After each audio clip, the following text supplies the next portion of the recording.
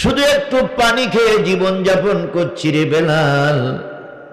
রুকু থেকে সোজা হয়ে দাঁড়ানোর মতন শক্তি নাই, সেজদার থেকে দুই সেজদার মাঝখানে বসার মতন শক্তি নাই। নবীজি নামাজ আদায় করে হুজরাখানে চলে গেলেন। আবু বকর নবীর পিছনে নামাজ পড়লেন, আবু বকরের 5 দিন না খাওয়া।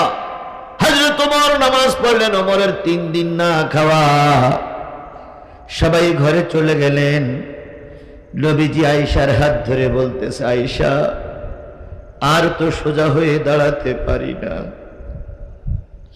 একটু খেজুর আর একটু পানির ব্যবস্থা কি হবে? আয়েশা নবীজির গালে চুমা দিয়ে বলেন, ইয়া রাসূলুল্লাহ, আপনি সালাতে যাওয়ার পরে অনেক চেষ্টা করেছি, প্রতিবেশীর বাড়িতে গিয়েছিলাম, কিন্তু কেউ কোনো রকম সহযোগিতা